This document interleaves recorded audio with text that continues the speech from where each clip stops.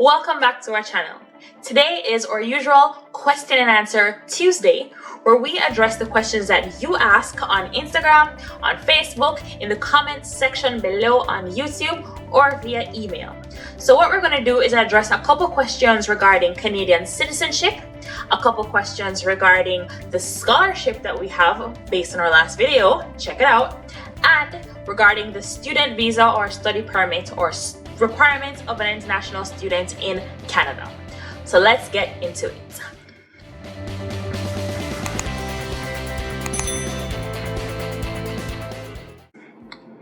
If you don't know me already, I'm Christina, your friendly Canadian immigrant, telling you more about Canadian immigration and what it's like to be in Canada and sharing with you the experience of others.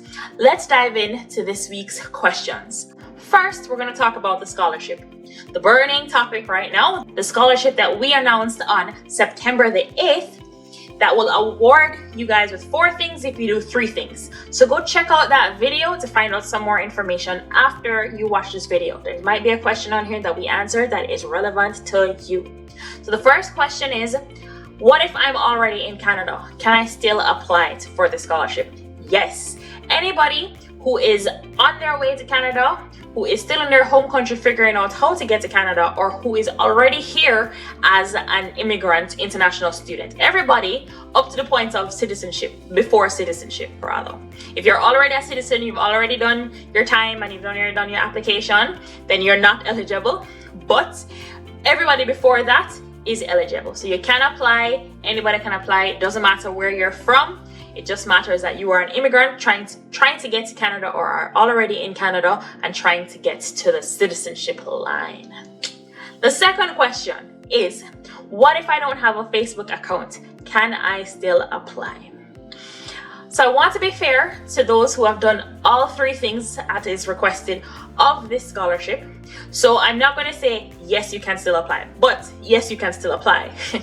It just means that I'm going to have to put you guys in a different category when it comes time for selection, right? So it's likely that you won't win the first prize, but you can talk to me for 30 minutes. You can do any of the other 3 things that are available to you as a scholarship. So still do what you can do. Follow us on Instagram, tag 3 friends, and submit an application form, and we will consider you for sure. Third question, where's the application form? How do I apply? Guys, I need you guys to focus, okay? Focus.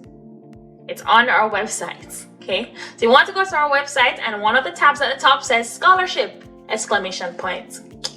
So you want to click that there, and all the information is there regarding the scholarship, right? So our website, www.astoldbycanadianimmigrants.com. And whenever you are in doubt, there's always links in the description section below on YouTube. So just scroll down, click the little arrow to expand it, and there's a lot of information that I put there to help you guys, okay? So the link to the application form is there, but you can also go on our website and check it out. So that's that regarding the scholarship. Please, if you're interested, submit an application and do all the 3 things that you need to do. If you don't know what those 3 things are, go and watch that video. Now we're going to move on to citizenship questions. Yes, I'm a citizen. And one of the questions that has come through to us is, since you're now a citizen, does that automatically mean that your husband gets citizenship? No, he has to do some work. He has to do the time as a permanent resident before he can become a citizen. Nobody, unless you're a minor or some unusual case, can just automatically get citizenship. The process is become a permanent resident first, then do the time, which right now is 3 years. Unless you were here before you're a permanent resident, then it's 1 year before plus 2 years after permanent residency. But for the most part, it's 3 years. He has to do the 3-year time in order to qualify for citizenship and apply for citizenship. So no, he doesn't get it automatically. He's got to do some paperwork. He's got to do some work. It don't come that easy, okay? The second question is, how long did it take for me between when I did my citizenship test and I got my notice to appear for citizenship? This was the longest, God Almighty, wait in my life. Jeez, because they said in about they said after about 3-4 months after you do your test, you'd get a notice to appear and you'd do your oath. And most people I know did their oath within 1 to 4 months after doing the test. For me, them love draw out my process them. Everything that them can draw out for me, everything that them can put me on edge for, them are going to do it. So it took 6 months for them to send me a letter to say, hey, I remember you. Come do your swearing in thingy so we can, okay? So it took about 6 months or 5.5 months for me to, between when I did my test and when I did my swearing in ceremony.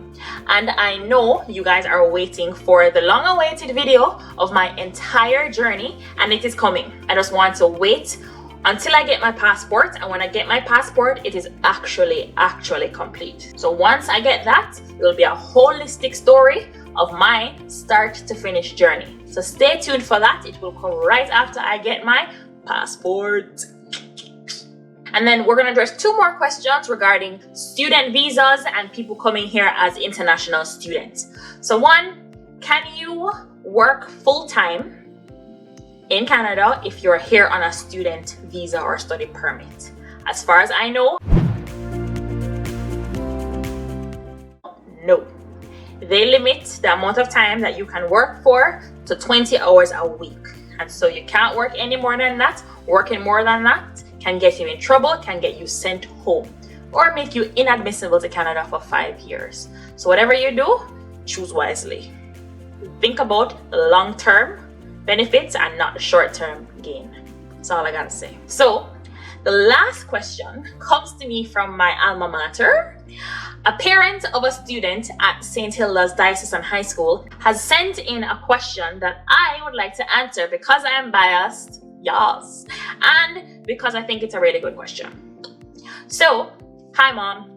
She says, so I'm Jamaican, big up, and my daughter goes to St. Hilda's High School. Is 1 year of CAPE or 1 unit of CAPE enough to get into university in Canada to an undergraduate program, or does she have to do unit 2? Very good question, and I actually didn't know the answer to it, so I went searching on Google.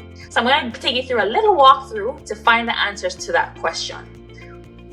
Okay, so here's what I did to find the answer to that question, and of course each school might be different. So we're just going to go to the University of Toronto, and it's the first one that comes up. And as a future student, I'm clicking on future student, I want to find out what the admission requirements are. So I'm going to click that first one there.